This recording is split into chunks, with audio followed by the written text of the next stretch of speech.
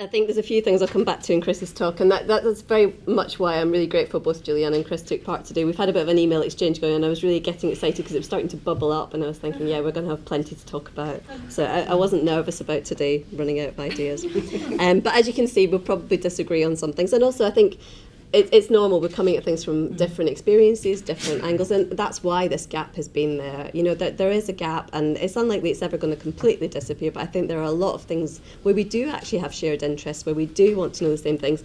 Chris's point about the CSA data, you know, that's frustrating for me as an academic. I wanted to know what happened in the industry. I wanted the stats. I wanted to know, you know, this is a global industry. It's from people working in their bedroom in their pajamas up to the biggest institution in the world. It's, you know, there's such a diverse scale. You know, if you look at what happens in Malta, it's hugely different to what happens in Azerbaijan and to what happens in the UK. You know, you're comparing this really, really diverse thing. And, you know, if somebody or some organisation were able to produce statistics on that, it would be phenomenally useful in all sorts of ways.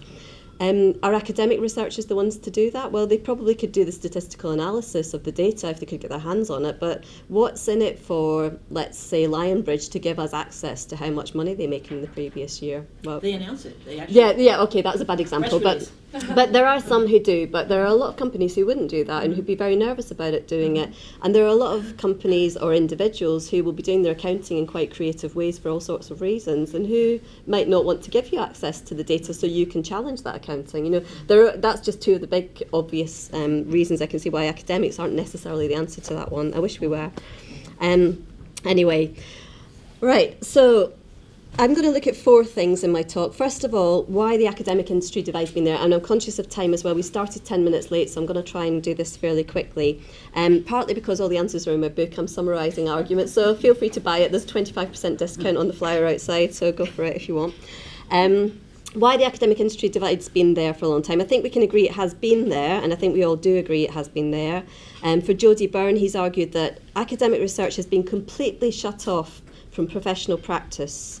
I would argue there's always been an exception there for machine translation research. That, right from the start, has had a pretty good relationship between what's happening in the real world and between the theory. But that's because even in the real world, the people who are interested in machine translation are typically theorists, really. They're interested in it for the challenge, for all sorts of reasons that map onto academic interests as well.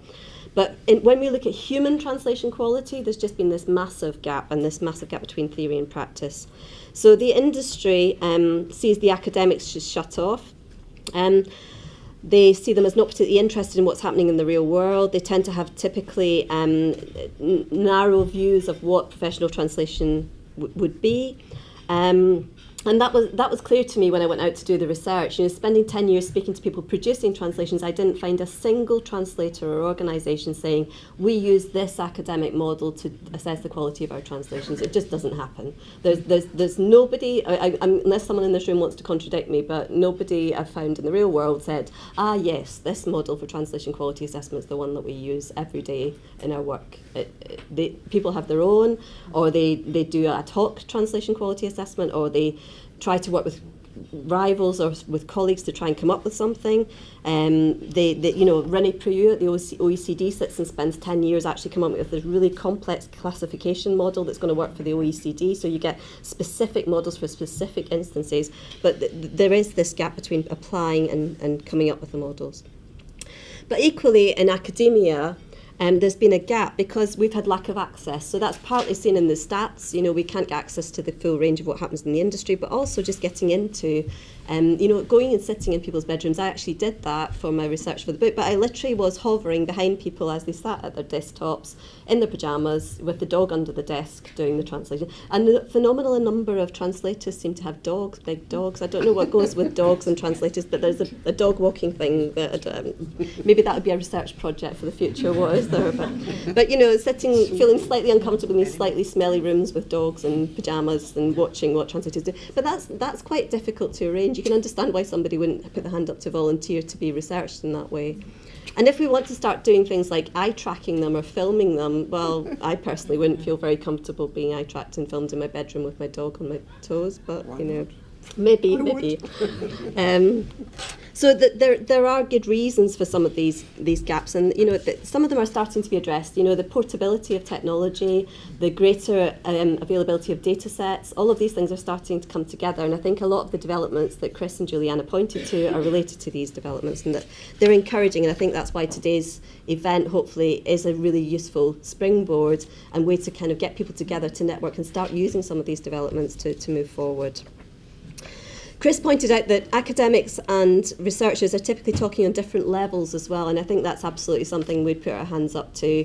I struggle to read some of the academic texts on quality, and I've been doing it for 10 years or longer. I struggle to read my own books in some parts of it. I went to a meeting of professional translators where they didn't know who I was yet, and two of them were talking about the book while I was standing right behind them, which was quite instructive to hear. It's very academic, and I thought I'm not academic at all, but obviously we're engaging on different levels. As Chris said, we're communicating with different people, and part of the reason for that is academics do have to communicate with our peers. I'd be fired down if I dared to write as communicatively and clearly as some professional translators are expected to, because it wouldn't be taken seriously. So we're speaking to different audiences, we're speaking in different ways. That's part of it, but I would hope we can also do other things. I hope we can have events like today where I don't necessarily speak in 3-page long sentences with 15 bullet points and PowerPoint slides. I've even held back from doing that today. We can do different things, and we can, we are professional communicators. Academics and translators are in the business of communicating with students, communicating with clients, communicating with users in all sorts of ways. Academics can be seen as an ivory towers, but I think that's really 20 years ago was probably true. Today we have to sell our courses in a global marketplace. We have to communicate clearly. We have to sell products too. And those are things that are changing. So, new generations of academics increasingly have a lot in common with the people selling products and translations as well. Okay, on to the second point I wanted to cover. What do we even mean by the translation industry or profession? And I really noticed Chris couldn't even use the terms industry or profession. She talks about the market. If I did that in a community of academics, they'd just be wincing. Market. Yeah, exactly. There's a gap there, okay? There are even translators who would refuse that term, who would see themselves as artists, and there are crafts people. Literary translators in particular, I know we've got Ros Schwartz here today, and there are others who might see things slightly differently. But that means that we have to think about diversity in the industry, profession, market, craft, but also in training, And I think some of the points Chris makes about training are very valid, but I think what you have to think about is that who are we training for? What are we training people to do? It's not just to go and work at the high end. That would be lovely if we could say we're just going to take the best possible students and we're going to train them with the £150 an hour translators coming in to give them one-to-one feedback on the work. I don't know what the fees would be, but a lot more than £9,000 a year, which is what they currently are at undergraduate level in the UK. They vary at master's level. And that has an impact, obviously. That has an impact on who we end up with in the profession. If you only train the people who can afford to pay a lot of money to be trained, that deforms the people who do the expression and the communication. Does that matter? I don't know. Whereabouts would you do that translation? Which language pairs would you be able to make it viable for? We wouldn't be training that many people with certain language pairs where there is a huge need for translation. And that's another point I would make. Translation isn't just an industry, a profession, a market, and an art. It's also a not-for-profit sector. There's a huge amount of translation needed out there that isn't currently met, or that's starting to be met in creative ways, but not because there's money driving it, because there are people who need the translations or people who want to provide them. And that's a really different kind of translation quality that's starting to be measured as well, and I think Juliana alluded to that. So for me, when we look at this debate, it isn't just looking at the high end, it isn't just looking at the mass market and the bulk providers, it's looking at the entire picture, and that's what's interesting to academics, and it's important that that's done. Okay, my book attempts to do that, to give an initial overview and classification, and one thing that I think is interesting to bring to this debate is to start looking at how you can classify approaches to quality. And what I argue you can do is there's two broad ways of looking at it, top down and bottom up, and I think those are starting to engage in quite new ways. Top down, you typically want to control quality, you want to measure it, you want to assess at all stages of the project, you want to guarantee it, you want to be able to compare it, all of those things. Bottom up, you say, give the control over to the producers or the users. We measure it afterwards, we improve it afterwards, we refer to different ways of doing things, we look at process as well as product, we look at voting afterwards. The afterwards is much more important than the actual process necessarily can be. So those change the game as well. Third point I wanted to make, who needs research on translation quality? What's the point of even trying to do it? If, as Chris challengingly, is that a word? Challenged us, if you can't actually measure it, if there's no point in doing it, if the metrics are completely out of place, at least in some areas, is there any point in doing the research? Well, yes, there is. We do need it. Students need it, translators need it, trainers need it, clients need it, providers need it, users need it, and researchers need it for all different reasons and potential applications. And that's what makes it challenging and interesting. And I think it's important to raise that here because there are a number of people in this room who've got really different experiences of assessing translation quality and aims in assessing translation quality. And I hope that by addressing that directly, we can start to pin down that range and potentially collaborate across them, because I think there are going to be questions that are shared across really diverse parts of the industry and parts of research which haven't previously been put together. And hopefully by getting people in this room together, we start to do some of that. I'd like to focus on one particular group of users who need research on translation quality, and that's clients, because they tend to be forgotten in this debate. And I'm coming at this from the point of view as a client myself. I was asked to commission translations of legal contracts for our students going on their year abroad. In the UK, we really have a strong requirement now to make sure that our students are safe on their year abroad, and that's something that's relatively new. It definitely didn't happen to me. I was thrown at France with a few hundred francs in my pocket and just told to get on with it. Nobody knew if I was alive until I came back in the October the next year. And, that was fine. I thrived. But, some people didn't. I think there were definitely more alcoholics by the final year than there had been in the second year. Anyway, but there's a difference now. We have to actually do things like health and safety assess the workplace of our students abroad. Now, if you go into a culture where there is no such thing as health and safety assessment of the workplace and try and impose a legal document on them, they're just going to shrug their shoulders and say, yeah, whatever, but we have to engage with that and deal with it. And I had to commission a translation of this very dense legal document into 6 different languages, some of which were really quite difficult to source. And it put me in the client's shoes for the first time. I knew if I got this wrong, it really mattered. I was going to be in trouble. I've done nothing but teach and research translation and translation quality for a long time, and I found it really, really difficult. How did I know whether the Chinese offered by this provider at that rate was better or acceptable compared to that one at that rate? And this was a relatively short document with a relatively specific field that was relatively easy to pin down. I had lots of contacts thanks to my graduates. I knew who was a brilliant Chinese translator when we had them at university, and they were 10 years down the line, and I could try to network through them. Even then, it was difficult. The good translators are booked up months in advance. They're not going to take on a small job like that. The university's budget wasn't going to be anywhere near what they were looking for the kind of work. So it's difficult. How do you source quality? How do you measure it when you need to translate into 50 languages and you can't speak any of them?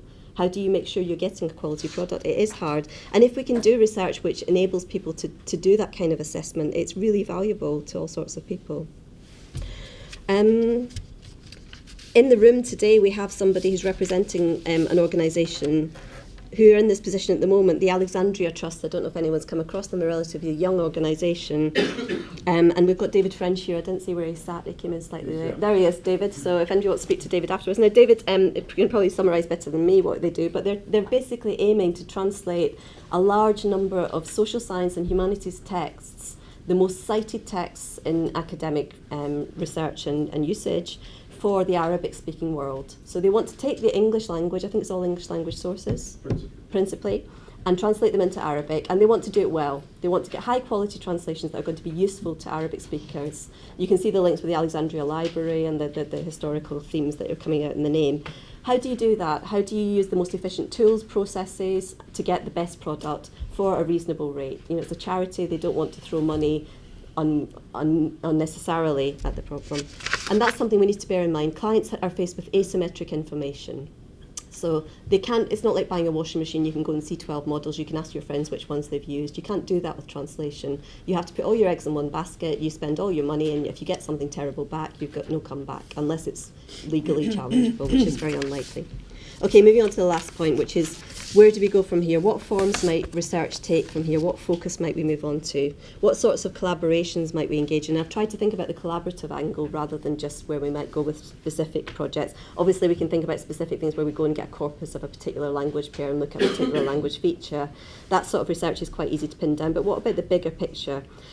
Number one, I think, is high-end human translation, the sort of thing Chris does. How does she do it? It's inside the black box of her mind at the moment. How does Chris produce this fantastic writing? Is it to do with the things she reads? Is it to do with what she studied as a student? Is it to do with her 30 years of engaging with 2 languages at a certain level? Is it where she lives, the fact she lives in Paris rather than the American market? What makes Chris a brilliant translator? How do we measure that? And how do we reproduce it? How do we make more Chris's? Is that even a goal we should be aiming for? Sorry, Chris. I think some people in the room might wince if there were a lot of you around, but I think it would be fantastic.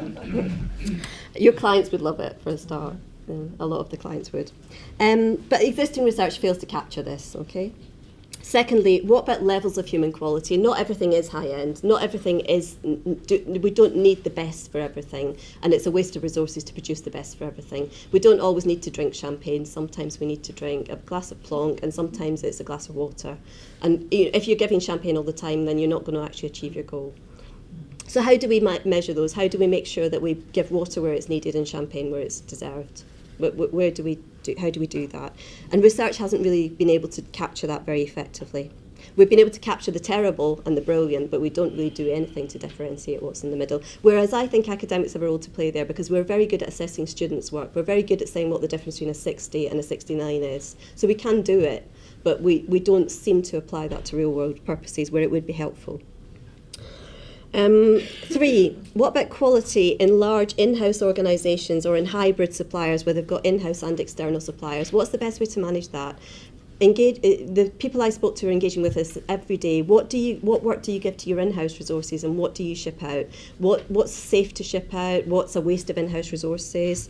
How do you manage demand? How do you manage your clients' expectations if your clients are in-house users? Those sorts of things haven't really been examined at any level. Client quality expectations, that's a huge black hole, that's the word I'm looking for. What do clients need for quality? What do they expect? What about the ethical aspects of quality? That's something that particularly interests me, and I know we have a few people in the room who are particularly interested in the ethical angle on it. What if you deliver poorer quality than the client expects? Is that an ethical issue? What sort of training should we be giving our students in the ethics of producing translations? And quality is linked to that. The not-for-profit sector, I think, really deserves attention. It's huge, it's growing, and there's not been much study of it, yet it's one of the massive producers and users of translation. Reinhard Scheler points out that if you're just thinking about business and buyers, you should focus on 15 languages. 90% of buyers, 2 billion people, are covered by 15 languages in the world. But if you want to not just reach buyers, but people, human beings, you need to address 6,983 languages. Okay, that's a much harder job than 15. And you're not going to get any money for doing it. Okay, you get the money for the 15, you don't get any money for the others. But does that mean that's what we should be doing? Is that fair? Is that just? Is that ethical? 7th question, I've only got 2 left. What happens when high quality translation isn't available? Whether that's to do with language pair and training, whether that's to do with the resources. If Chris is busy on a job, what does our client do? What happens when you can't get the high quality? Sorry, jump in. I would jump right in. Actually, in high-end areas, translators are getting themselves organized. I thought there was a handout here, which is of the Summer School for Financial Translators that we run every year, in fact, in Europe. There are every single year 100 to 120 translators specialized in finance, different areas of finance, who come. We have regularly offered free participation to academics to try to get them involved, and 1 or 2 people have come, but normally those places go begging because it's in the summer. I don't know. I know when I got asked, I was on maternity leave and I didn't want to bring a breastfeeding child along, but yeah, there are reasons people so don't. There are networks of people who can do work, but maybe not enough. But for Maltese? There's a Maltese fellow. There is. Yeah. What was he when he's on holiday?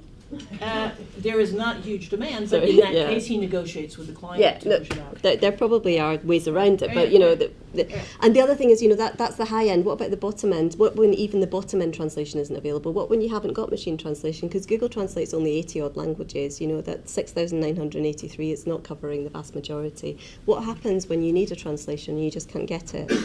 And that's a patient information leaflet for your child's medication. Those things matter. Lastly, what are the effects of translators on text quality, not translation quality, text quality? Alison Toon of Hewlett-Packard made the point at a recent conference that translators are the garbage collectors of the data world. They take the garbage and they polish it up into something, they recycle it into something we can actually use. And she's got this massive argument that translators actually improve document quality, and that they can do that in all sorts of ways, not just for the target, but for the source as well. And that's not been studied as far as I'm aware. Okay, so that's some of the things I think we should be thinking about and moving forward on.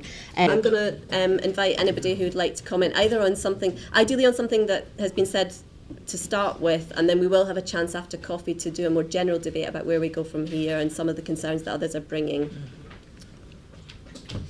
Yes. Chris, may I call you Chris? Yeah, sure. Yeah. This is David. Sorry, really could everyone introduce themselves as well? David, sorry. David Yeah. Williams, recent MA in Translation Studies, Cardiff University. I find your stuff really cool. You say that you find that a lot of the stuff that academics sort of put out there is just not useful to you in a direct sense. Do you think that this is sort of because it's too general?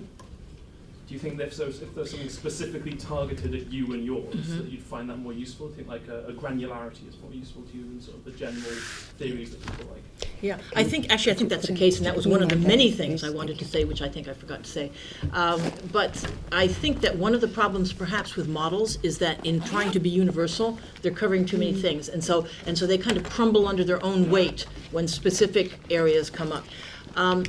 Just here's another example of research I found incredibly useful. Peter Schmidt at the University of Leipzig, some of you know him. His research body was commissioned by Volkswagen to commission work from India to run through the entire process of getting people responding to their call for tender, testing them, shortlisting them, then testing them again to see what came out. That sort of experiment is hugely interesting to practicing translators who hear from certain clients prices are going down because over there in India, and The result of his research was that none of the work was remotely usable by Volkswagen.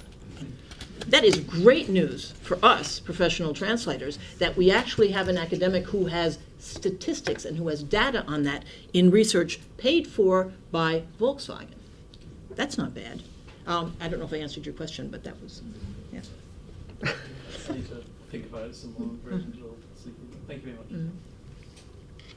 Yes. Sorry, I don't know anybody's name, so if you just want to shout your name. I'm Jeff Covey from Kent State University in the U.S. Hi, Chris.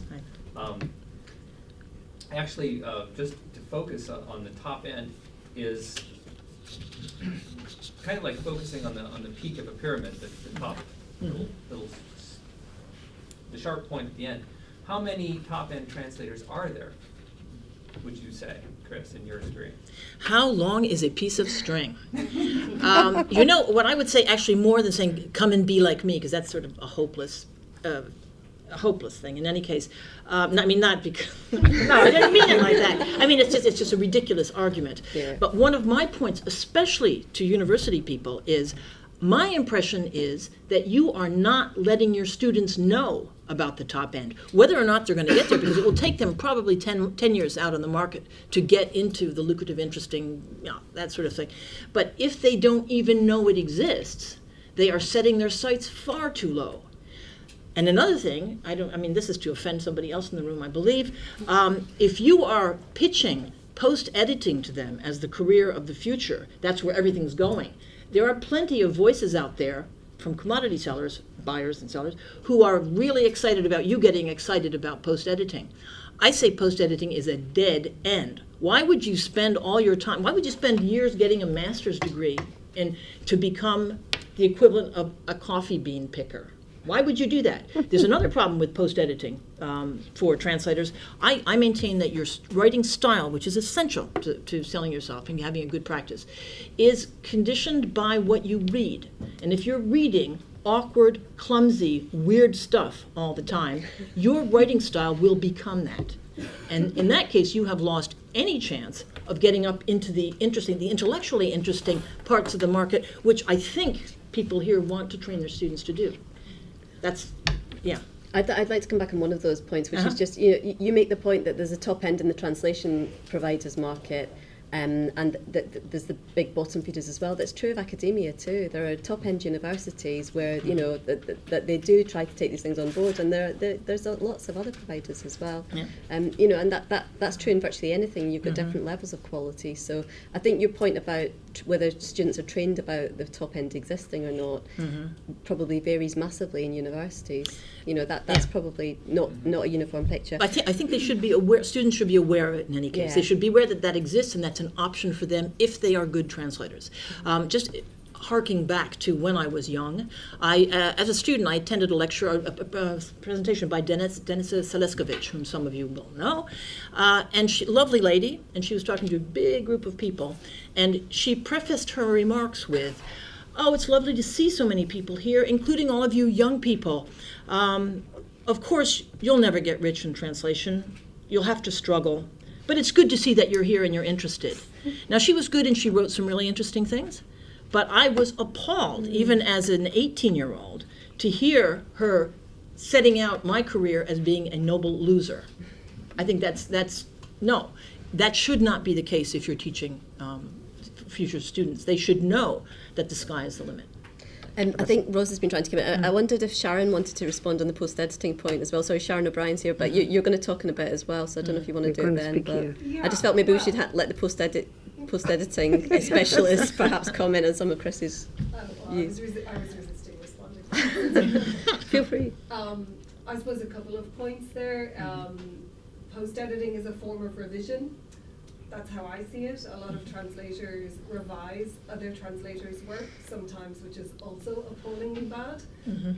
It's a task within the translation industry, and sometimes graduates, they need to get in somewhere, so they can't go directly to the top end of the market. Like you said, it might take them 10 years to do that. If they want to get a job, they have to do what a client asks them to do. So people are sometimes faced with either no job or the choice of post-editing or working with computer-aided translation and various different forms. It's a controversial topic. Certainly, I'm not promoting that everyone should just become a post-editor, but I think that we should equip our graduates with the skills to post-edit should they want to or need to. So that would be my standpoint on it. Thanks, Sharon. I think Rose was trying to get in. Is that? Yeah, I'm Rose Schwartz. I'm both a literary translator and I have a translation company. I do commercial translations, mainly into PR, corporate communications. I'd like to just ask the question, are we all talking about the same thing when we use the word translation? Because one of the questions I would ask is, where does translation actually begin and end? I would say that a lot of what I do veers more into copywriting, and that has come out of my assessment of a client's unarticulated need, if you like. A client comes to you with a document and their articulated need is, please will you translate this document? Quite often that document is not going to be fit for purpose if you just translate it, so you need to adapt it. So my niche, if you like, is adapting documents. I call that translation. Some translators call it transcreation, which is a word I absolutely hate because I see that actually as part of translation. But I think I would probably fail every translation exam going because, you know, my paragraphs might be in different places, my sentences might be run together, I might have taken things out, put things in. So I'm interested in actually defining what we're talking about when we're talking about translation. But you can do that because you know your clients, because you have learned about them and you know what the brief is, right? Absolutely.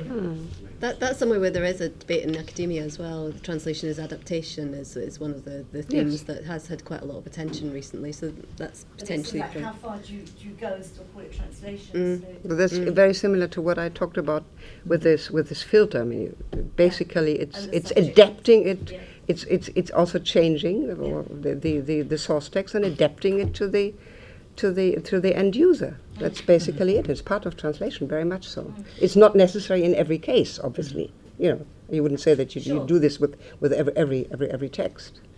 And I've seen that, and where I'm a little bit, I agree with you, Raza, but I'm leery about making two distinct areas, because I have seen too many examples of garbage translations where when the translator is challenged, they say, oh, you wanted an adaptation, all right, covering their rear end after the fact.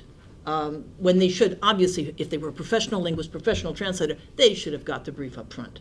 And that is a skill that you just have, it's so basic as to be not even, you don't even discuss it among professionals, really. I mean, you should do. Chiara. Yeah, so I'm Chiara from Facebook. And as a client, I can certify that the main issue that we have working with language providers is that even if you request transcreation, they just don't do it. The funny thing is that we have kind of a mixed system. So we work with internal people, with multiple language providers, and with single language providers. And I see a big gap between single language providers, multiple language providers, and translations that go through any kind of provider and then go through the internal review. So the problem here is that, first of all, you have to think about what you're translating. So we do localization, but we also do marketing translation. And when you assign a job to a language provider, just take it as translation, whatever job it is. It can be legal, it can be marketing, for them it's just translation. And then sourcing good quality translators is very hard, and big organizations like mine just end up going for the easy solution. Huge language providers, you don't know what you're working with. You can establish and try to measure quality, but it's never going to be possible. Like, really, you can try to build the best approach ever, but you're never going to get to the point with them. So we have been trying to actually source freelancers instead of working with language providers, and there is so much more organization and project management to do that is just not worth it. So for some languages you can think about it if you know that you really care about particular languages, but we have 42 languages. How can we do that? How can we source good translators? And then you've got the ethics as well. I mean, which languages are the languages which deserve the high Well, quality? You know, it depends on the industry. For us, it's pretty easy to define in terms of user base and advertiser base, but for other companies, it might not be that easy. So. Here's a suggestion. You know, the Summer School for Financial Translators began because the Paris Stock Exchange realized they did not have enough good providers. They donated their premises and speakers, and we just set it out that anybody wants to come can come, and you pay your money, you come. And they then, as client, had a day where they could explain how the stock market works and what they wanted and this and that. And it was very interesting to see who attended. It's no guarantee that the people who attend client-organized events like that are any good, but at least they have come. Yeah. At least they have sat on a chair in the room for the full 8 hours, and you can sort of start with them, maybe as a idea, maybe. Well, it's funny, a lot of people are not going to like what I'm going to say, but in a way, so Facebook is known for, like, basically inventing crowdsourcing. In a way, the quality that we had when we did only crowdsourcing and post-editing was almost better than the quality that we had in some moments where there was a huge volume and we had to rely only on language providers. So we moved away from crowdsourcing, but we still rely on it for some particular areas, for the user interface, for example, because, okay, we're not working with language professionals, but we're working with people who know what they are translating. So that's a very specific example, because Facebook is like, people want to translate for Facebook because it's fun. So it might not be an approach that might work in the financial sector or in other sectors, but It's the opposite. even that, it's funny to see how people approach crowdsourcing, because when we started crowdsourcing, we would basically open everything for translation. And then our translators would start translating a few strings of 2, 3, 4 words, and then when they got to the help center, they would start translating the first sentence, and then they would just type, oh, this is too long, I'm just fed up with this, and just leave it there. So we had to stop that and just, keep crowdsourcing just a little part, a little bit of the user interface. But that's an interesting thing. I think there is a lot of improvement now. Twitter is doing a lot of interesting things. WhatsApp is doing a lot of interesting things. But yeah, that's another thing. But I think it fits in here as well. I think, do you want to come back on that? Or No, is that, no. I think we've got enough time for maybe one more question, then we'll have coffee, and then we will have a chance to have another discussion after we've got a few brief presentations from specific parties. I'll take someone else who hasn't spoken already. Someone at the back, would you like to? Hello, my name is Roger. I'm the subjector and translator of the iBridge Language LLC in New York. And I'm also MA of University of Essex. I have a particular question to ask Professor House, because my MA dissertation focused on your model for TQA. My question is, what do you think is the major challenge your model has now faced in terms of the industry? For example, you just said that in terms of your opinion, a major difference between the industry and the research is that the industry of translation it much emphasizes on the process of the workflow. For example, different stages, there will be different persons be responsible for it. Like the revision, there will be a particular reviser or a second translator do it. So, do you think in that case your sort of complicated measurable model is still useful in that terms? Or for example, if it is a Chinese English or English Chinese translation, maybe there can be some difficulties to apply your model, because as I know, your model is mainly extracted from the research of German English and English German translation. So do you think is that necessary to create different standards of your model in terms of different language pairs? Thank you very much. Okay. First of all, I would like to contradict you. The model is not complicated at all. It's actually very, very simple. And I've had PhD students like yourself from China, from Arabic-speaking countries, many other countries, and I've always responded to them and said, the model is something like a suggestion. If you use it, you can also adapt it. You can simplify it. You can change it according to your needs, which is very important. It's something that emerges and that can be changed. And what I think is missing, and what I'm working on right now, is basically taking account of the person of the translator. The translator does not figure at all in this particular. It's basically a product-centered thing, right? Both the source and the end product, and it needs to take account of the person of the translator, and that's why I'm actually also here, in order to learn from you what is necessary. And the language does not play any role at all. So I wouldn't say my model is geared towards German and English, which are two Germanic languages. It's absolutely irrelevant.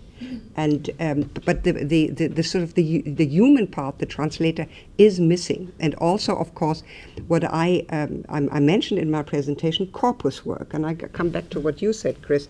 We have done it. Somebody in Geneva, Switzerland. I forgot your name. You probably did something like that. We collated a big corpus with two genres: business texts, reports, letters to shareholders and company self-presentations, and also scientific papers in various journals.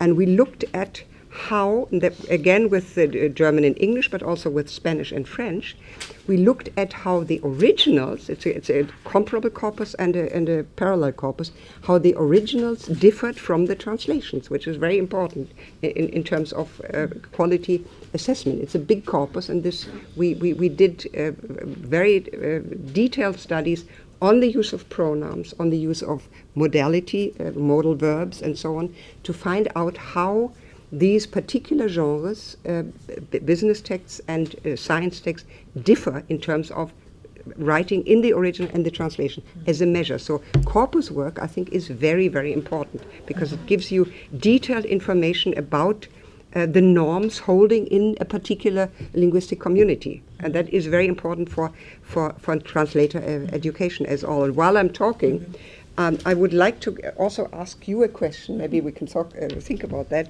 When you talk about how important writing is, right? You made a big spiel about this, which I totally agree with. So I wonder what is the difference in terms of raising the competence of translators in a particular language, just in terms of training them, and translational competence. If you lay your emphasis on the writing in another language, where does the transfer competence or the translational competence comes in? Because it's very different to write in a language and to have something that comes from somewhere and end somewhere. For sure. So it's not only the writing. You see what I mean? I wanted to say this a long time ago, and now somebody talking about I agree. No, I agree 100% with that. In fact, and there's a very interesting discussion on a blog called thoughtsontranslation.com. Yes, I read right that. now. Very interesting. Yeah. And where we talk about the knowing your foreign language totally, utterly, being a super good writer in your native language, and then the subject matter specialization that you need. And the discussion there among some pretty good professionals is which is more important? What can you work on to get better? Is it better to have a subject matter specialist and teach them how to write? Often, yes, it is. And that's why often people who go into translation age 35, 40 from another field, if they're language sensitive, will often be much better translators than students who have studied basically foreign languages and don't have a subject matter specialization. But I think Can we wind up quickly? Yeah. Okay. No. My only other point was going to be that for the individual recognition of the translator, very easy way to raise quality quite quickly is to insist that translation providers sign their work. In the little block about photo credits, whatever, and people who sign work that is very bad, clueless, you strike them from your list. That's what we had to